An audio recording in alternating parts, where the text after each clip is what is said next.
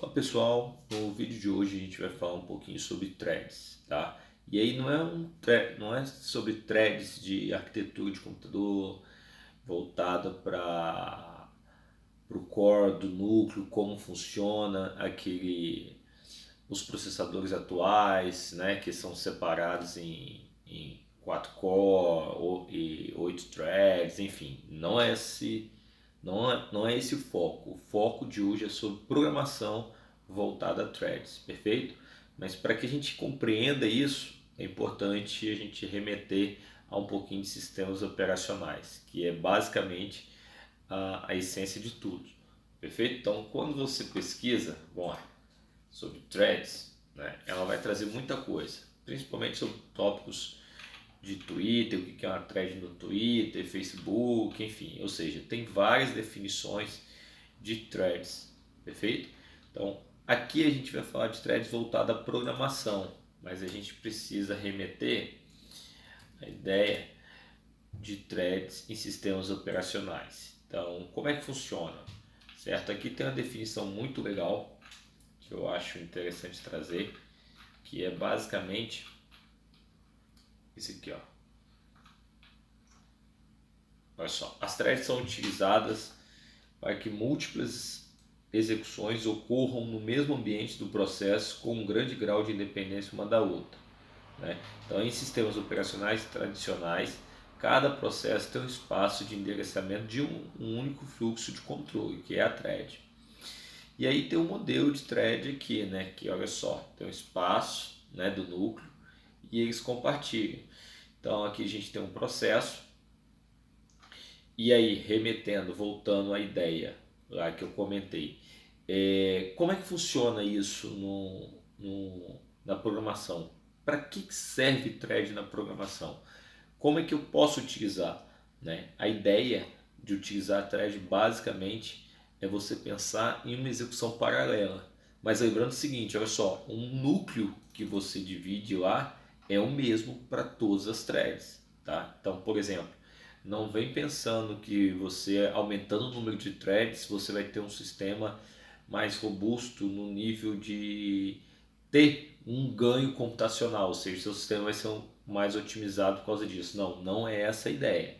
A ideia de threads é você conseguir separar um processo, por exemplo, um processo a gente vai dividir em entrada, tá? Um processamento e a saída de dados. Então eu tenho a entrada de dados, tenho o processamento dele e tenho a saída de dados. Então, no modelo, né, tradicional, a execução disso é de uma forma linear. Por exemplo, eu tenho a entrada de dados, tenho o processamento e tenho a saída, certo? Então, essa é a lógica.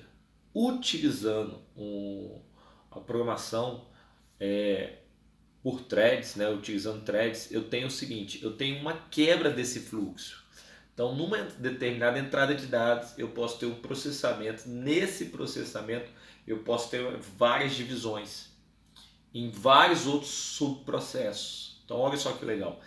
Eu estou separando um processo que é comum, né? Que a gente vê de uma forma tradicional, que eu tenho entrada, processamento e saída, e estou pegando esse processo e repartindo ele, estou segregando ele, dividindo ele em vários outros processos. Então, esses outros subprocessos a gente vai chamar de threads, tá? E por que é tão interessante a gente aprender sobre isso? A maioria das aplicações hoje utilizam e necessitam de threads. Por exemplo, tenta imaginar um servidor HTTP do Google, né, que a gente está usando constantemente. Cada requisição que um usuário ou um computador ou um dispositivo, vou chamar um dispositivo, envia para o servidor pega aquilo e trabalha somente aquele processo e quando ele terminar ele vai pegar o outro processo. Eu estou falando o seguinte, se tiver 7 milhões de pessoas tentando fazer uma consulta, cada pessoa dessa vai aguardar a outra terminar para conseguir ter uma resposta. Tenta imaginar como se fosse uma fila de caixa, né? Todo mundo com o sistema de compra, com o carrinho de compra, vai passando e só tem um atendente. Então, todo mundo tem que passar por ali. Ó. Olha a situação. Complicado, né? Então, é totalmente inviável. Então, com o Threads eu tenho o quê? Eu tenho, olha só, eu tenho meu sistema, meu processo, que é o recebimento dos clientes, dos usuários, certo? A cada requisição eu tenho uma abertura, né? Eu envio essa requisição para uma thread e ela trabalha esses como subprocesso. E a vantagem disso é o seguinte, é que você pode escalonar, você pode dar um kill na thread se acontecer algum problema, certo? Então, se um cliente estiver tentando fazer enviando algum dado malicioso ou alguma coisa que dê problema, o servidor pode romper com esse subprocesso, porém todos os outros vão conseguir ser executados. Olha que legal. Então eu tenho a fuga de uma execução tradicional, clássica, que é você pegar o processo e finalizar ele, e parto para uma área que é o seguinte: eu consegui subdividir esse meu processo em vários outros menores ou em subprocessos, né, que vão tratar as requisições. Tá? Então essa é uma ideia para vocês terem a noção da capacidade que a gente tem. E tem vários outros, por exemplo, tentem imaginar o WhatsApp, né, ou algum outro dispositivo de mensagem de texto que você não consiga mandar mensagem e receber mensagem ao mesmo tempo, ou seja, não consegue mandar mensagem, enviar um áudio e pôr uma imagem, tudo ao mesmo tempo, enfim. Esses processos, essas ideias vão vir ou no jogo, tenta imaginar um jogo no servidor online, que você faça o seguinte, um jogo de perseguição ou de tiro, né? Que você tem que visualizar, mandar ação, que é mirar e atirar, e aí o outro cara responde. Tenta imaginar que louco, insano, não ia funcionar, certo? Porque são processos que todos os usuários, todos os clientes e usuários, eles estão enviando constantemente informação. Então a gente precisa ter algo específico para tratar justamente a cada informação que chega. Então, para mim, isso é fundamental em threads, perfeito? Há outras aplicações, por exemplo, eu utilizo muito em um web crawling, ou seja, eu tento imaginar você ter que navegar em 1000 páginas, certo?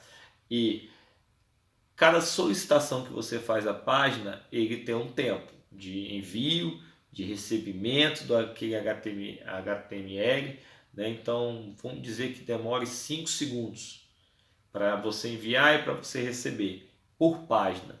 Então, se você ficar enviando e recebendo num processo, vamos dizer, clássico, ele tem que esperar terminar e enviar novamente. Espera terminar e envia novamente. Espera terminar e envia novamente.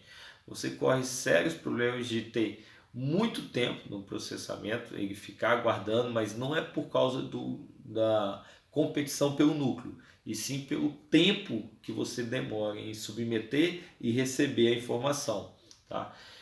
E outra coisa, outro problema que eu já comentei, tenta imaginar também vocês com algum problema no envio das mensagens, né? Você está usando uma internet, nossa internet brasileira é horrorosa, pelo menos onde eu vivo é péssima. Nesse sistema clássico eu envio e perco a conexão. Se eu perco a conexão, o que vai acontecer com o meu processo? Ele vai dar erro e eu vou perder todas as outras.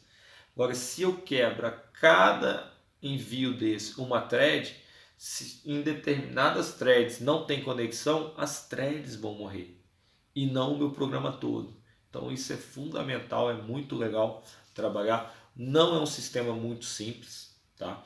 Então já quero tirar essa mensagem de vocês.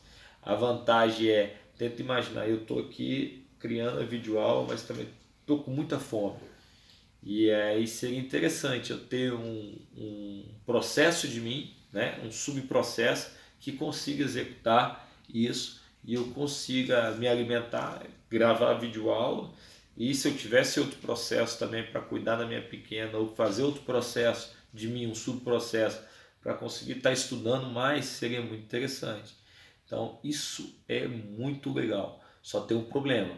A subdivisão desses processos não é uma tarefa muito simples no termo que eu falo no campo de validar o que está sendo feito. Então, debugar um programa, né, um processo que é feito em multithread, a gente precisa de um cuidado assim muito maior do que num modelo clássico, tá? Até mesmo para debugar ele é complicado, beleza? Então esse é meu primeiro contato com vocês sobre threads. Espero que tenha sido assim, espero que vocês tenham gostado das informações passadas e esperar para as próximas aulas para a gente conseguir programar e já brincar com thread. Tchau, tchau, galerinha.